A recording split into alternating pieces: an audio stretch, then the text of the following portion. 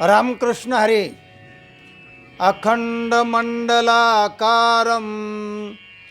व्याप्तं येन चराचरं तत्पदं दर्शितं येन तस्मै श्री गुरवे नमः.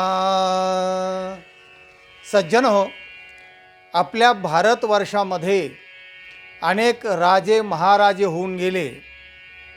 जनकासारखे की ज्यांचा उल्लेख भगवद्गीतेमध्ये भगवान गोपाल कृष्णाने केला आहे.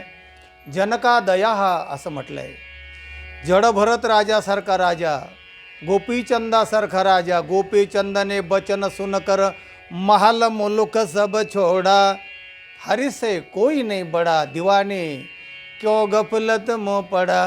गोपीचंदासारखे राजे, भर्तृहारीसारखे राजे, रंतीदेवासारखे राजे, इतके राजे होऊन गेले. काही कविप्रिय होते, काही विद्वान होते, साहित्य संगीत कला यांना मान सन्मान देणारे होते. असाच एक गुणग्राही राजा, धारानगरीचा कर्णासारखा उदार, रसिक आणि विद्वानांचा चाहता राजा, राजा भोज. धारानगरी कालिदास हा त्याचा जास्त प्रिय, कारण नवरत्न त्याच्या दरबारामध्ये होते, त्यात कालिदास होता. 900 पंडित त्या दरबारामध्ये होते. त्या सर्वांचं भरणपोषण तो राजा करत असायचा आणि रोज चर्चा होत असायची. राजकारभार चालण्यापूर्वी सकाळी साधारण 10-10:30ला चर्चा सुरू व्हायची. सगळे पंडित यायचे. नवीन पंडित आले की त्यांना संधी दिली जायची आपली विद्या सादर करण्याची. आणि तो विद्याचा आनंद जो असायचा ना, तत्कथनम तत्चिंतनम अन्योन्यम तत्प्रबोधनम, अशा प्रकारचा तो आनंद तो राजा घेत असायचा. आणि मग तो राज्यकारभार चालायचा. असा तो भोज राजा. तेव्हा एकदा गंमत अशी झाली की भोजराजाने कवी कालिदासाला सांगितलं, कालिदास, तू इतके गुणवर्णनाचे आमचे वर्णनं लिहितोस, कविता लिहितोस, तर तू माझ्या मरणावर कविता लिह, माझ्या मृत्यूविषयी तू एक कविता लिह. तर राजाचं त्याचं इतकं प्रेम होतं ना, राजा मरण्याची कविता मला लिह म्हणतो. अरे त्याला एकदम विरह झाला, दुःख वाटलं. तो ताडक्याने रुष्ट झाला, रागवला, निघून गेला. जो निघून गेला तर गेला नगरी सोडून, धारानगरी सोडून निघून गेला. आणि दुसऱ्या एका नगरीत जाऊन तो गुप्तवासाने राहू लागला. आणि राहू लागल्यानंतर हा राजा बेचैन झाला, भोजराजा. अरे हा गेला कुठे? आणि गेल्यानंतर मग तो बेचैन झाल्यानंतर मग त्याने कालिदासाचा शोध घ्यायला सुरुवात केली. रूप त्याने बदललं आणि गेला तो शोधित.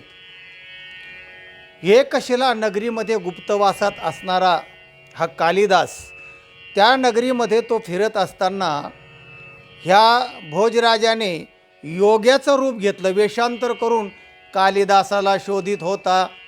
मग ते योग्यासारखं मग जटाविटा सगळं योगी असं ते रूप बदललेलं. आणि कालिदास पण थोडं वेषांतर बदल करून दाढी वाढलेली वगैरे असा तो गुप्त वेषात राहत होता. तेव्हा त्या नगरीमध्ये जेव्हा त्यांची भेट झाली गुप्तवासामध्ये, तेव्हा ते एकमेकांना त्यांनी ओळखलं नाही. पण हा योगी पाहिल्यानंतर तो जो कालिदास होता त्याने त्या योग्याला विचारलं, म्हणाले, अहो कुठले तुम्ही योगी महाराज? म्हणले, मी धारानगरीचा. हो का, धारानगरी? आणि म्हणाले, कसं काय धारानगरीत चाललं आहे? कुशल क्षमकुशल काय आहे? तर तो म्हणला, काय धारानगरी म्हणाले, ज्याच्यामुळे हे सगळं वैभव, ज्याच्यामुळे पंडिताला मान सन्मान मिळत होता, तर तो सगळा आता गेला म्हणले. कारण तो राजा जो आहे ना, भोजराजा, तो दिवंगत हा मेला म्हणाले. त्याला एकदम धक्काच बसला. धक्का बसल्यानंतर धारानगरी निराधार झाली म्हणून तो गुप्तवासात भेट देणारा योगीराज म्हणाला की दिवंगत झाला. हो म्हणाले. त्या कालिदासाला एकदम धक्का बसला आणि त्याच्या तोंडून एक श्लोक बाहेर आला. आद्य धारा निराधारा निरालंबा सरस्वती पंडिता खंडिता सर्वे भोजराजे दिवंगतः. आद्यधारा निराधारा, डोळ्यातून अश्रुधारा वाहत आहेत की राजा वारला म्हणून. आणि मग आता तो त्याच्या मुखातून श्लोक आलेला बघा किती महत्त्वाचा आहे. आद्यधारा म्हणजे आज ही धारानगरी आहे ते निराधार झाली. निरालंबा सरस्वती, सरस्वती जी होती पंडितांच्या मुखामध्ये ती निराश्रित झाली. पंडिता खंडिता सर्वे, पंडित सगळे खंडित झाले, त्यांचा आश्रय तुटला. भोजराजे दिवंगता, भोजराजा दिवंगत झाला, फार वाईट झालं. म्हणून तो अश्रू ढाळून रडू लागला.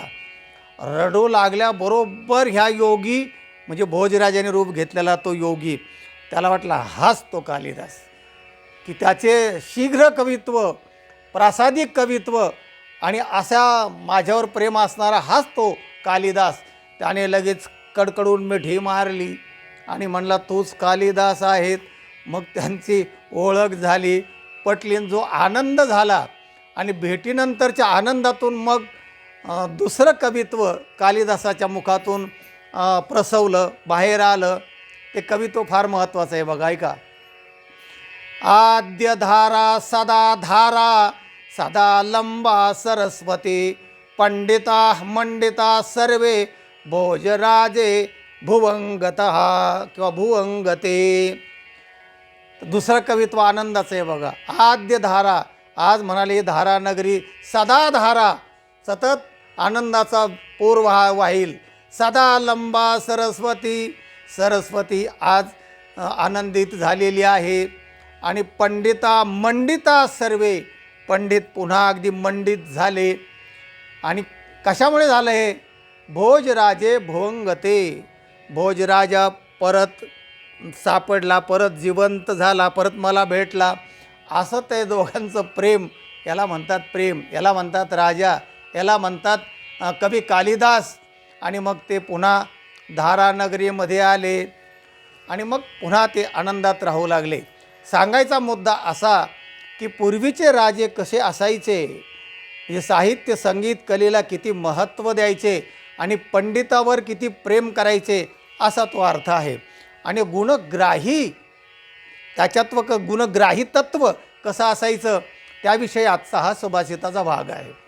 तर असाच एक प्रसंग, जेव्हा सकाळी 10 वाजता सभा भरली, भोजराजाचा दरबार भरला, एक एक पंडित येऊन त्या वेळेत बसायचे आणि सगळे पंडित आल्यानंतर सभेला सुरुवात व्हायची. प्रश्न राजा मांडायचा आणि त्याचे उत्तरं हे पंडित लोक, कविवर्य सगळे उत्तरं द्यायचे. तर एक असाच नवीन पंडित, तो राजावर छाप पडावी, आपल्याला महत्त्व मिळावं सभेमध्ये म्हणून इतकं काय शृंगार मंडित होऊन तो पंडित आला. शाल बेल हे सगळं आणि भरजरीत शाल बेलो घालून असा आला. आणि त्याचे ते कपडे ते सगळं पाहून स्टेजवर राजा बसलेला होता ना, तो राजा उठून त्याने नमस्कार केला. राजाने त्याला शेजारी बसवलं. त्याला वाटलं हा आजचा जो पंडित आहे हा काही भारीच पंडित दिसतो आहे. प्रथमदर्शनी मनुष्य शृंगार पाहतो, त्याचे कपडे पाहतो आणि त्याची छाप माणसावर बसते, तसं राजाला झालं. आणि मग दुसरा एक पंडित आला, तो साधा. साधा म्हणजे वेश असावा बावळा, अंगी असाव्या नाना कळा, अशातला तो होता. तो आला नम्रतेने, खालूनच त्या व्यासपीठावर राजा बसलेला नमस्कार केला आणि खाली नम्रतेने बसला. आणि मग राजाने त्या पहिल्याला संधी दिली, तो बोलला. त्याने आपलं काय जे सादर करायचं कवित्व ते सादर केलं. आणि मग हा दुसरा होता ना, मलिन कपडे झालेला, असा खाली बसलेला नम्रतेने, साध्या वेशातला गबाळा, त्याला सांगितलं की आपलं मनोगत आपण आपली विद्येचं सादरीकरण करा, ऐकू द्या पंडितांना आणि आम्हाला. त्याने त्याचं वाक्पटुत्व इतकं काय छानपैकी सादर केलं, तसं माऊलींनी सांगितलं आहे ना, वाचे बरवे कवित्व कवित्वी रसिकत्व रसिकत्वे परतत्व आथी जैसे, असं त्याने ते कवित्व सादर केलं की सगळी सभा थक्क करून सोडली, चकित करून सोडली. आणि मग जेव्हा सभा संपली तेव्हा राजा स्वतः उठून जेव्हा त्या पंडितांना हे करायला लागले, तेव्हा तो गबाळा जो पंडित होता की ज्याने आपलं वाक्पटुत्व, विद्वत्ता उत्तम प्रकारे सादर केली, त्याच्या संगतीने बोलत बोलत गेला. आणि हा जो कपडे घातलेला आणि हे जो नखरा करून आला होता का ना, अवडंबर करणारा, त्याच्याकडे त्याने डोंकूनही पाहिलं नाही. पुढे गेला, त्याला बोलता गप्पा मारून त्याचा आदर सत्कार करून त्याला मानधन देऊन त्याने वाटं लावलं. हे बाकीचे जे नेहमीचे पंडित होते ते म्हणाले, राजेसाहेब, पहिला जो कवी आला तो छान छकुरीतला कपडेवाला, तो तुम्ही त्याला उठून नमस्कार केला, आदरातिथ्य केलं, आणि नंतर म्हणाले जाताना त्याकडे डुंकलंच पाहिलंसुद्धा नाही तुम्ही.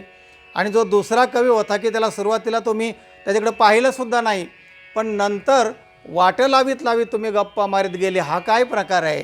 तो म्हणला, प्रथमदर्शी माणूस कपड्याकडे पाहतो आणि मग त्याच्या विद्वत्ता त्याने सादर केली, तो दोन्ही बाजूनी फेल ठरला.